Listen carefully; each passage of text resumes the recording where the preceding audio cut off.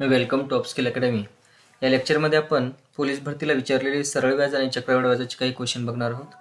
हा क्वेश्चन पुणे ग्रामीण पोलीसला विचारलेला आहे. दर साल दर शेकडा 8% दराने 1200 रुपयांची किती वर्षात दाम दुप्पट होईल असे विचारले. बघा, आपण 100 रुपये जर ठेवले, 100 रुपये ठेवले तर त्याचं काय म्हणाले, दाम दुप्पट होईल म्हणाले. दुप्पट म्हणजे काय, तर 200 रुपये होईल.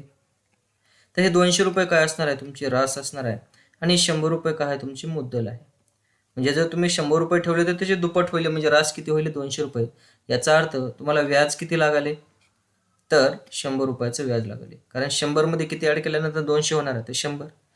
म्हणजे व्याज किती लागले तुम्हाला, 100 रुपयाचं व्याज लागले. किती टक्के दरानं, 8% दरानं. म्हणून 100 भागिले 8 करा, तर ते आपल्याला किती वर्षामध्ये दाम दुप्पट होईल ती भेटून जाईल. बघा, 4 कट करू, 4 दुनी 8, 4 दुनी 8, 4 25, 25 भागिले 2 किती येईल मग, 12.5. म्हणून या क्वेश्चनचा आन्सर असणार आहे किती, 12.5. Option number C. Next question आहे. चंदाने दर साल दर शेकडा 8% दराने 8,000 रुपये रक्कम सरळ व्याजाने 5 वर्षासाठी घेतली तर तिला किती सरळ व्याज द्यावे लागेल. सोलापूर शहर पोलीसला विचारलाय. सरळ व्याज दरवर्षी सारखं असतं. एका वर्षाला 8%चं व्याज आहे, तर असं 5 वर्षासाठी तिला व्याज किती द्यावं लागेल, 8×5 40%. कुणाचे 40%, ठेवलेल्या रकमेचे. ठेवलेली रक्कम किती होती, 8,000 रुपये. तर 8,000चे 40% तिला व्याज भेटल. हे 2 शून्य कटले, हे 2 शून्य कटले. 80 गुणिले 40, 0 0 8 चोक 32. म्हणजे तिला किती व्याज द्यावं लागेल, 3,200 रुपये. म्हणून या क्वेश्चनचा आन्सर असेल ऑप्शन नंबर बी. नेक्स्ट क्वेश्चन आहे. SRPF ला विचारलेला. एका ठराविक रकमेवरती व्याजाचा दर पहिल्या 2 वर्षासाठी 6% आहे. पहिल्या 2 वर्षासाठी 6%चं व्याज, म्हणजे व्याज किती भेटेल पहिल्या 2 वर्षासाठी, 12%. पुढील 5 वर्षासाठी 9%. 5 वर्षासाठी व्याजाचा दर किती आहे, 9%. म्हणजे इथं व्याज किती भेटेल, 9×5 45%. पुढील शिल्लक कालावधीसाठी 13%. आणि टोटल वर्ष किती आहे, 10 वर्ष आहेत. मग आता किती वर्ष झाले बघा, पहिले 2 वर्ष गेले, पुढे 5 वर्ष, 5 आणि 2 7 वर्ष गेले. म्हणजे उरलेल्या 3 वर्षासाठी व्याजाचा दर किती असेल, 13%. म्हणजे इथं व्याज किती भेटेल, 13 39%. मग टोटल व्याज किती भेटलं 10 वर्षासाठी बघा, 9 5 14, 14 आणि 2 16, हातचाला 1, 4 आणि 4 8 आणि 9, 96%चं व्याज भेटलं. आपल्याकडे 96%चं व्याज भेटले आणि क्वेश्चनमध्ये टोटल व्याज भेटले 7,680 रुपयाचं. तर विचारले मुद्दलाची रक्कम किती असते, 100%. तर 100% बरोबर किती. 12 कट करू आपण, 12 8 96, 12 सखून 72, 4 उरले 48 झाले, 12 चोक 48, 8 1 8, 8 8 64. 80 गुणिले 100 म्हणजेच ठेवलेली रक्कम किती असणार आहे, 8,000 रुपये. म्हणून या क्वेश्चनचा आन्सर असेल 8,000 रुपये. Option number second. Next question आहे बघा, पिंपरी चिंचवडला विचारलेला. दर साल दर शेकडा 5% दराने 1,500 रुपयांची 3 वर्षांचे सरळ व्याज किती.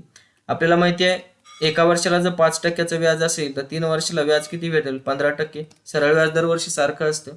मग 15% कुणाचे, ठेवलेल्या रकमेचे. ठेवलेली रक्कम किती होती, 15%, म्हणजे भागिले 100. कुणाचे, ठेवलेल्या रकमेचे. ठेवलेली रक्कम 1,500 होती.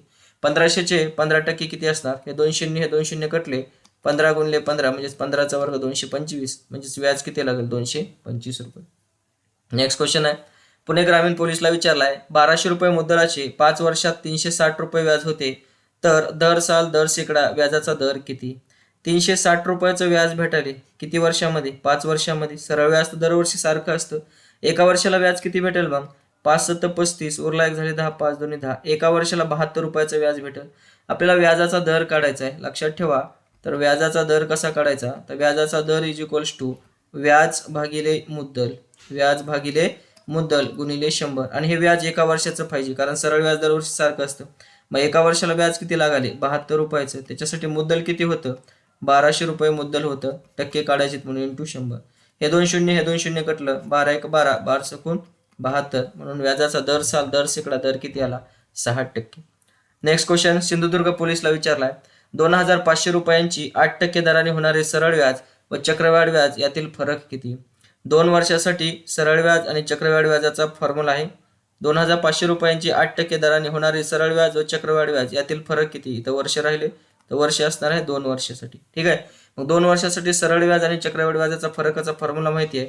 Difference is equals to PR² divided by 100². आपल्याला काय काढायचं आहे, फरक काढायचा. डी म्हणजे फरक, पी म्हणजे मुद्दल. मुद्दल किती दिल्या, 2,500. व्याजाचा दर किती आहे, 8%. 8चा वर्ग म्हणजे 8 64 भागिले 100 गुणिले 100. सॉल्व करा. हे 2 शून्य कटले, 1 100 कटलं, 25 न भाग जाते, 25 1 25, 25 चौक 100, त्याच्यानंतर 4 1 4, 2 उरले, 24 झाले, 4 6 24. म्हणजे सरळ व्याज आणि चक्रवाढ व्याजामध्ये 2 वर्षाचा फरक किती असणार आहे? 16 रुपये. Option number first. धन्यवाद.